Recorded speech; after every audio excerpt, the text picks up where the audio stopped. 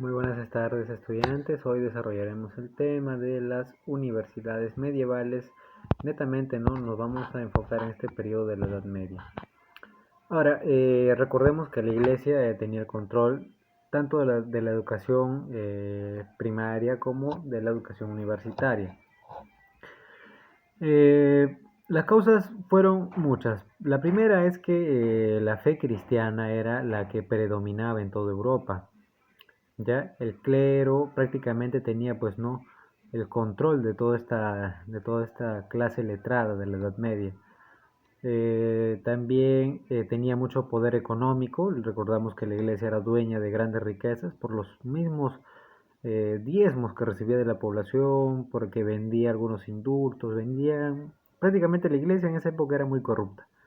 Y esa era una causa fundamental por la que tenían tanto poder económico. También recordemos que su poder recaía en que la población era muy creyente, pues no era muy creyente de todo lo que se afirmaba en esta institución. En cuanto a los mecanismos de protección que tenía la iglesia medieval, uno de ellos era la excomunión, que consistía en la expulsión de la comunidad cristiana a todo aquel que no obedecía las órdenes de la iglesia. Si tú estabas en contra de la iglesia, eras excomulgado, ya no pertenecías a la iglesia y por lo tanto ya no podías ingresar al paraíso. Otro es el interdicto, un castigo aplicado por la iglesia a toda una región o a toda una provincia, ¿no? Por no cumplir con algunos requisitos de la iglesia. La Inquisición, en este caso fundada por el Papa Inocencio III, de Inocencio no tiene nada de este Papa, ¿no? Era un tribunal que buscaba castigar a las herejías, ¿no? Aplicaba muchas torturas abominables para obtener información sobre todo.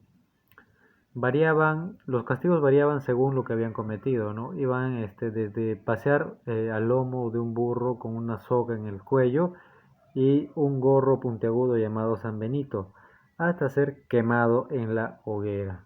¿Ya?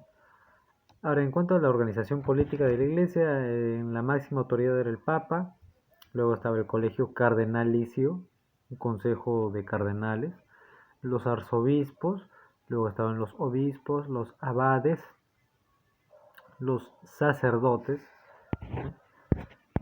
En sí eso conformaba pues netamente a lo que era una iglesia.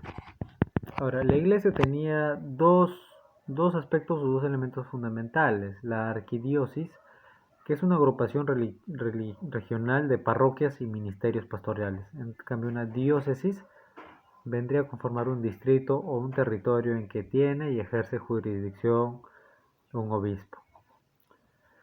La división del clero, ¿no? Se dividió en dos, clero regular y clero secular. Clero regular, en este caso, eran aquellas personas que vivían de manera parcial en un convento. Regular tiene su raíz en en el latín regula, que significa regla.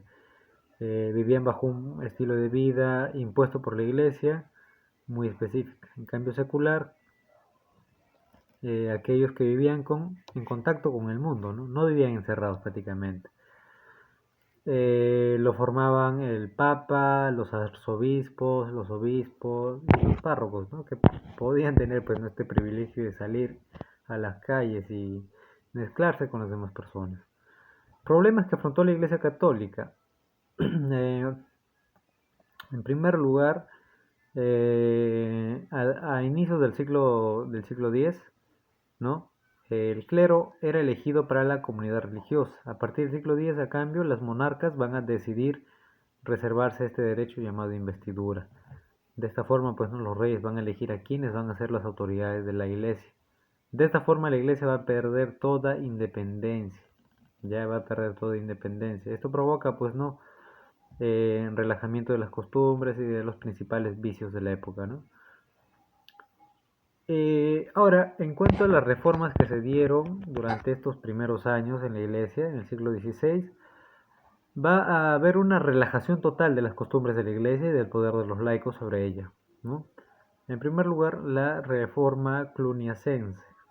Esta va a ser la primera reforma fundada en el año 910, donde se opta por la protección exclusiva del Papa y ya no se va a proteger al obispo ni al señor feudal. ¿ya?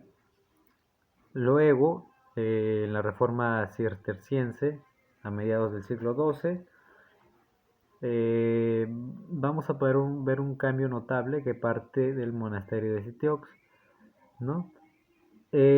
Propaga por toda Europa y promueve pues, ¿no? el ascetismo, un rigor litúrgico dando importancia al trabajo manual y a la función social que cumplían los miembros de la iglesia. Sobre todo aquí se va a plasmar pues, ¿no? las artes y la espiritualidad. Luego tenemos el cisma de Oriente, donde los obispos de Bizancio se van a negar a reconocer a la supremacía de la iglesia romana. Y aquí se va a separar pues, ¿no? dos iglesias importantes, la iglesia cristiana y la iglesia ortodoxa nace acá. La iglesia ortodoxa griega de Oriente. Aquí se va a dar pues no la querella de las investiduras, donde el Papa Gregorio VII soñaba con una iglesia libre de la influencia de los emperadores alemanes, publicó un decreto que prohibía a todos los laicos investir a cualquier miembro de la iglesia. Esto originó una serie de conflictos entre el Papa y el emperador alemán Enrique IV. ¿Ya? Esto va a finalizar con la firma del Concordato de Worms, que se pactan entre el Papa Calixto II y el emperador V. A través del concordato, el emperador renunció para siempre a la designación de obispos y a la designación de papas, que quiere decir que los reyes ya no podían elegir quién iba a ser el nuevo papa o la nueva autoridad de la iglesia. ¿Ya? A partir de ese momento, obviamente, la iglesia va a obtener su independencia. Luego tenemos el cisma de Occidente, entre la protección del rey francés Felipe IV, de cobrar impuestos, ¿no? a la iglesia y de participar del nombramiento de los obispos. Obviamente, pues no, esto ya va a generar en la iglesia otra malestar, porque ya se había dicho, ¿no? que los reyes no deberían de meterse en nada de los asuntos de la iglesia. Pero este rey francés va a querer hacer lo suyo. Bueno, y aquí obviamente va a intervenir Felipe IV militarmente en Italia y va a apresar al Papa, lo va a capturar, quien va a morir tiempo después de haber sido liberado. El obispo francés Clemente V fue elegido Papa, apoyado por Felipe IV y trasladó la sede de la iglesia a la ciudad francesa de Aviñón. En 1378 fue elegido el Papa Urbano IV, obispo italiano, mientras una asamblea de cardenales franceses designa a Francés Clemente VII como la nueva autoridad de la Iglesia Católica. ¿Ya?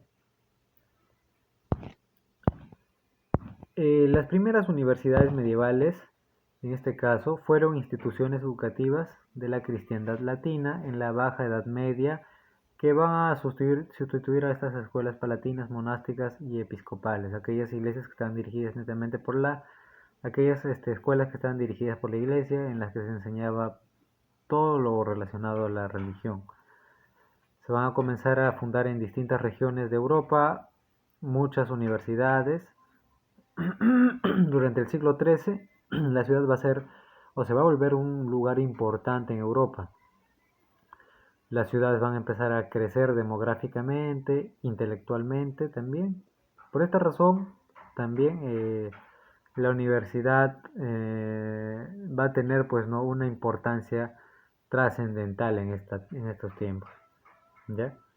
Tenemos a la Universidad de Bolonia en Italia, reconocida por el emperador del CIR, Federico Barbarroja. Se especializaba en la enseñanza de derechos y en la enseñanza de leyes. Luego tenemos también la Universidad de París, Francia, fundada en 1200 por el rey Felipe Augusto. Bueno, en esta universidad comenzaron a aceptar estudiantes de todos lados, ¿no? Luego tenemos a la Universidad de Oxford, una de las más antiguas. Bueno, fundada en 1208. Bueno, esta última universidad de Oxford es una de las más importantes, ¿ya? Porque estuvieron protegidas tanto por la iglesia como por los grandes señores feudales, ¿sí? La primera exigencia para que pueda ingresar un estudiante universitario era que supieran leer y supieran escribir en latín, ya que todas las clases se impartían en este idioma, ¿no? En latín. Una vez admitidos, los estudiantes debían de realizar estudios iniciales o básicos, o lo que se les denominaba artes liberales, herencia de las antiguas escuelas carolingias. Dichas artes se dividían en dos grupos: el trivium, conformada por la gramática, la retórica y la dialéctica, y el quadrivium, conformada por la aritmética, la geometría, la astronomía y la música. Al culminar estos estudios básicos, los estudiantes tenían que rendir un examen oral ante un jurado integrado por maestros. De aprobar el examen, obtenía el grado de bachiller y pasaba a ser considerado maestro de artes, con lo cual obtenía licencia para enseñar. Superado este primer nivel, los estudiantes pasaban a las facultades para realizar estudios de derecho, teología o medicina. Al finalizar estas especialidades, se obtenía el grado de doctor, con lo cual se podía enseñar la materia prima, la materia pues, ¿no?, en la que se había estudiado. Se impartía la enseñanza según el método escolástico, por el cual el maestro impartía su clase mediante una conferencia en la que se realizaba la lectura de un gran texto. Luego los estudiantes tenían que emitir sus comentarios, conocidos como glosas. Bien, entonces netamente estas universidades pues no eran dirigidas por la Iglesia Católica, eran muy tradicionalistas, y para ingresar en ellos tenías que tener, aparte de tener mucho dinero, tenías que ser culto, ¿no? Ser un culto, muy culto, haber leído bastante, ¿ya? Entonces, estudiantes, ustedes desarrollan la práctica de la página número 139.